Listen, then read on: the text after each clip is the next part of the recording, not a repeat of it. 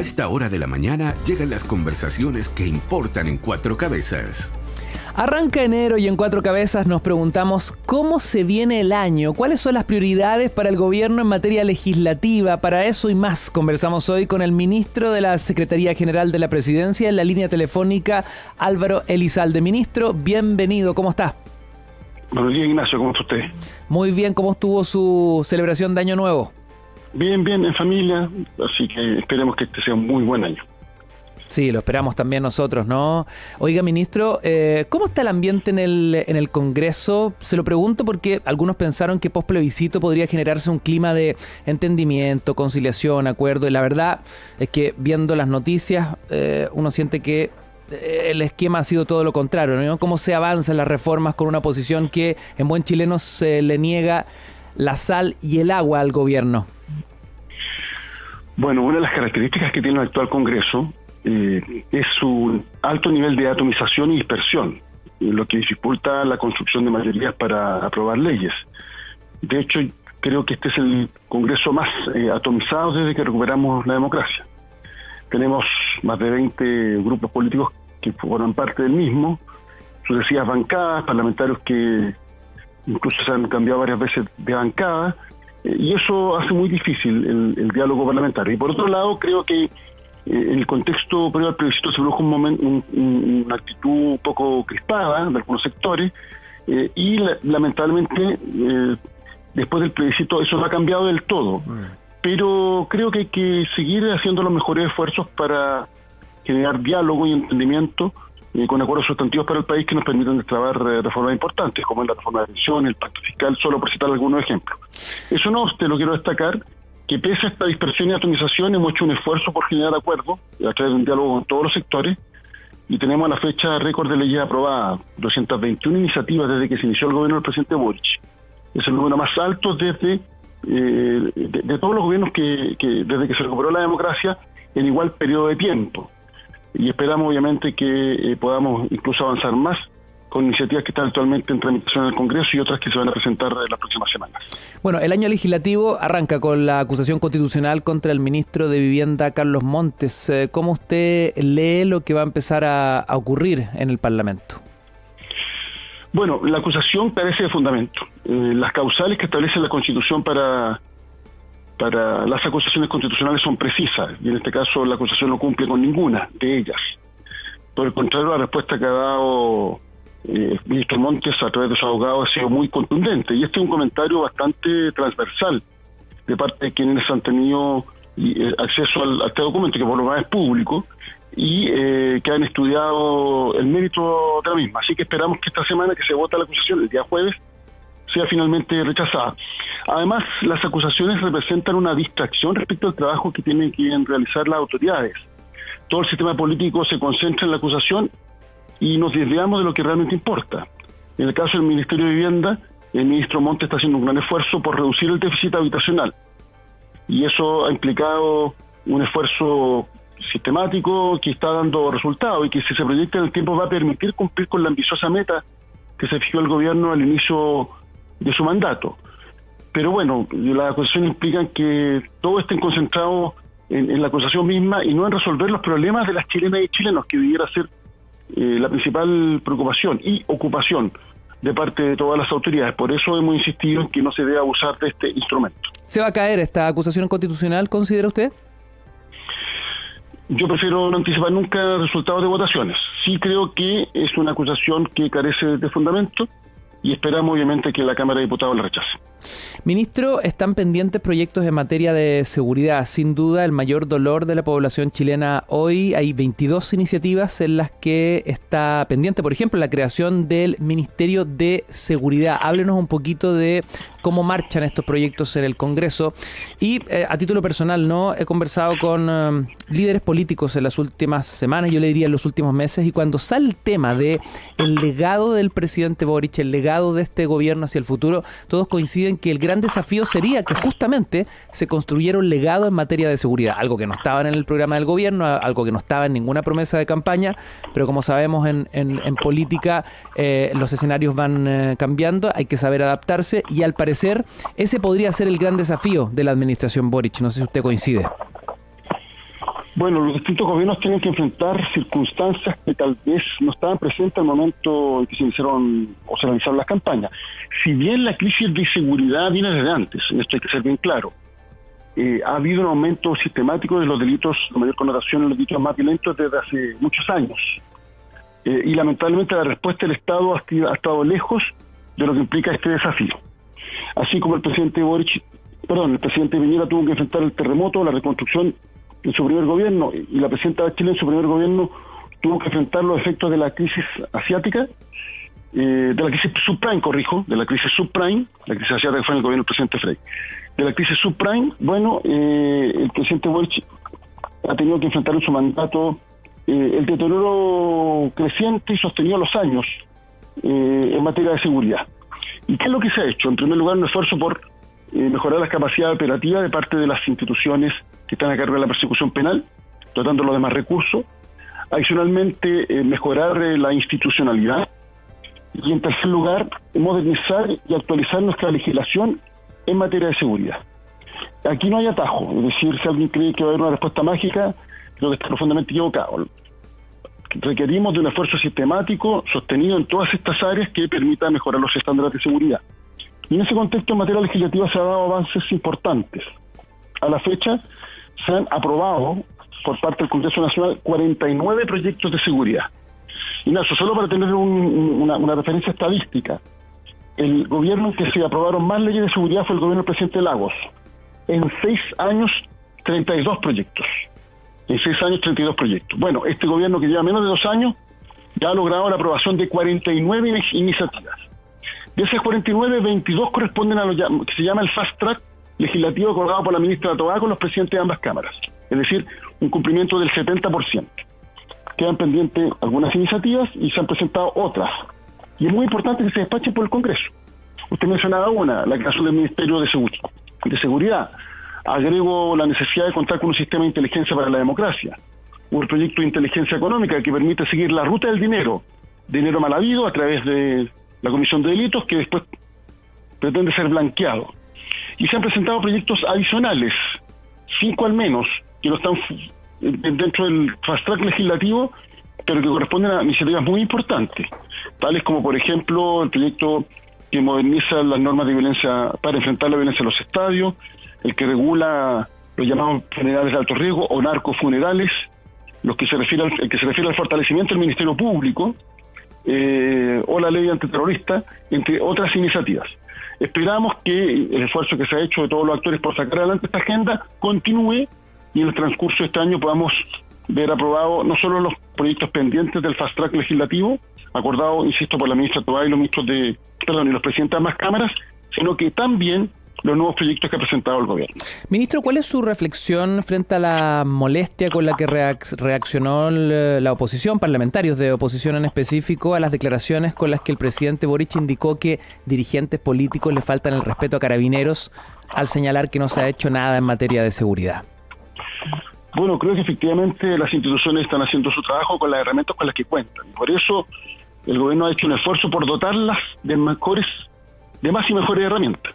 Doy un ejemplo, el esfuerzo que se ha hecho durante el año pasado, incluso también el anterior, por la renovación de la dotación vehicular de la PDI de Carabineros de Chile. Y el esfuerzo que se va a seguir haciendo durante este año, porque está considerado también una renovación importante de dotación en el marco de la ley de presupuesto del año 2024. Y podría citar una serie de otros ejemplos. Por tanto, aquí lo que corresponde, creo yo, es que más que entrar en el debate político propio de un clima crispado respecto al tema de la seguridad, es cómo generamos condiciones para acuerdos sustantivos que nos permitan avanzar en iniciativas que permitan enfrentar este desafío de manera clara y consistente. Y por eso hago el contraste, y quiero valorar, por ejemplo, la actitud que ha tenido el presidente del Senado, que siendo oposición promovió el acuerdo con la ministra Tobá, que ha dado resultado, al menos un cumplimiento de un 70%, y vamos a sacar adelante los proyectos que están pendientes dentro de ese acuerdo. Vamos a hacer nuestro mejor esfuerzo por sacarlo adelante, además, en el menor tiempo posible, en la mayor brevedad. Y creo que esa debería ser la actitud. Finalmente, cómo todos los actores nos sumamos a un desafío que tenemos como país, que nos permita sacar adelante la agenda de seguridad y elevar los estándares de seguridad en Chile. Ministro, ¿qué tal si hablamos un poquito de la reforma de pensiones? ¿Será este otro año más para la reforma? Digo, 3 gobiernos con sus respectivos proyectos de ley, 3 legislaturas diferentes no han sido capaces de lograr en una década, 10 años, para lograr hacer carne, ¿no? Algunos puntos mínimos de otro gran dolor de la población. ¿Cree que 2024 sí tendrá una reforma de pensiones? Espero que así sea y vamos a hacer nuestro mejor esfuerzo. El gobierno está dialogando con todos los actores, ha habido flexibilidad para poner distintas alternativas sobre la mesa que permitan destrabar una reforma que, como usted ha dicho, se ha postergado por mucho tiempo y que no se puede seguir postergando, porque los pensionados en Chile viven un drama. Los montos de sus pensiones no les permiten llegar a fin de mes, así de lamentable y dramático, y eso requiere una respuesta. Por eso, junto al fortalecimiento de lo que se llama el pilar solidario, que fue creado en el primer gobierno de la presidenta Bachelet, y el aumento del monto de la PGU, que está asociado al pacto fiscal, porque eso implica recursos permanentes, se ha planteado la necesidad de reformar lo que se llama el pilar contributivo, particularmente transformar el sistema de AFP en un verdadero sistema de seguridad social. Y esto implica, y esa es la convicción profunda del gobierno, que el acuerdo debe generar condiciones para el aumento ahora y no en varias décadas más de las pensiones en Chile. Eso es lo que le da sentido a un acuerdo de esta naturaleza, el aumento ahora de las pensiones. Y por eso creemos que hay que hacer el mayor esfuerzo de diálogo para destrabar una iniciativa tan relevante para el país y que se hace cargo de un drama que se vive todos los días en Chile y que es una de las principales causas de malestar y descontento, que es el bajísimo monto de las pensiones. Algunas voces de la oposición, Pablo Macaya, presidente de la UDI, encuentro insólito, lamentable, indignante que el gobierno pretenda impulsar o darle oxígeno a malas reformas, refiriéndose a la reforma de pensiones. Alejandro Mico, ex subsecretario de Hacienda del periodo de Bachelet, lo que se ingresó al Congreso, salvo que lo hayan hecho solo para echar a andar la discusión de nuevo, son indicaciones al agua. No entiendo la forma de negociar el gobierno esto de lanzarlo sin tener los votos, es raro, señaló. Bueno, el segundo punto se refiere a si existen los votos para la aprobación en la Cámara. Bueno, eso se va a ver cuando se vote y de hecho se va a iniciar la votación en enero en la Comisión de Trabajo y posteriormente en la Comisión de Hacienda. Pero yendo al tema de fondo, el gobierno ha actuado con flexibilidad y ha propuesto distintas alternativas. Pero hay un principio que nos parece básico. Lo que le da sentido a la reforma de pensiones es aumentar el monto de las pensiones. Aquí están quizás preocupados de otro tipo de intereses. Nosotros creemos que se tiene que proteger a las personas. Y por tanto, la propuesta técnica debe dar cuenta que ese aumento de las pensiones tiene que ser a la brevedad posible y no postergado en el tiempo.